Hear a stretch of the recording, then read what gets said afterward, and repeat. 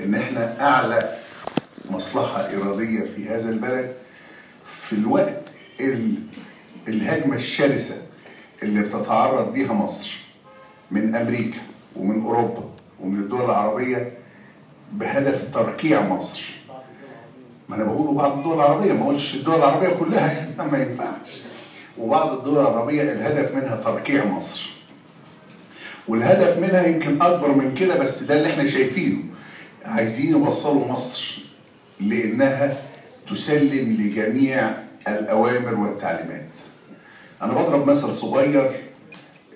انا كنت في اللجنه اللي كانت بتتفاوض مع صندوق النقد الدولي في بعد الثوره مباشره.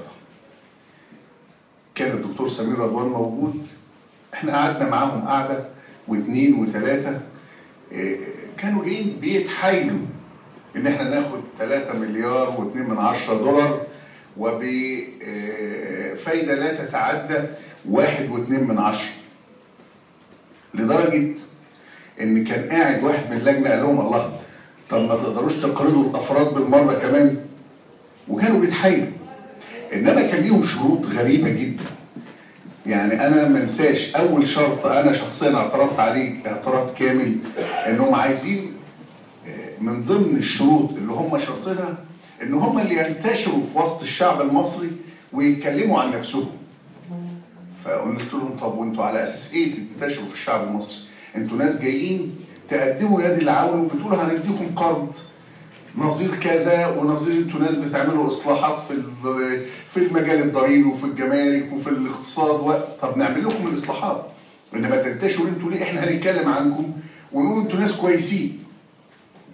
فيعني شوف، الشرط في حد ذاته يثير شبهه لدى اي واحد مجرد انه يشغل تفكيره، ومع ذلك كان عندهم استعداد قوي انهم يدوا. النهارده ابسط حاجه صندوق النقد جه ومشي وبعد قال احنا هنقعد نفكر لمده 3 شهور. امريكا مش عايزه تدي، الدول الاوروبيه تقول لك هنساعد، انما جاء من قطر وراحوا السعوديه وراحوا الامارات وراحوا الكويت. السعوديه اعطتهم نص مليار، قطر جه هنا واتمنظر وقال هدي 5 مليار ما اعرفش ايه، وهدي 5 مليار تاني كوديعه احطها في البنك، مش ما بعتش ولا مليم.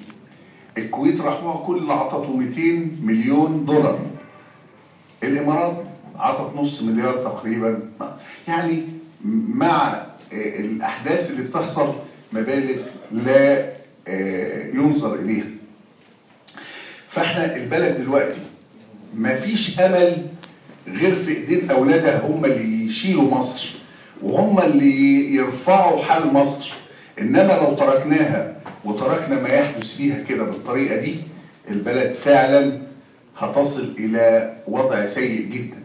النهارده وزاره الماليه سحبه من البنك المركزي على المكشوف مبالغ فلكيه، وكل ده في محاوله ايه؟ اسكات الفئويه دي، اسكات اللي بيهيصوا هنا، اسكات. ما ينفعش. يعني ثوره قامت ماشي، طب نشتغل عشان نقدر. مين اللي بيشتغل؟ انتاج في البلد واقع، العناصر اللي كانت حتى بنعتمد على الله وعليها حالها كله واقف. فاملنا في الله ان احنا نصل بمصر لبر الامان، ومش هيحصل الكلام ده غير ان كل الناس الشرفاء يمدوا ايدهم لبلدهم، لان احنا من غيرها ما نسويش حاجه.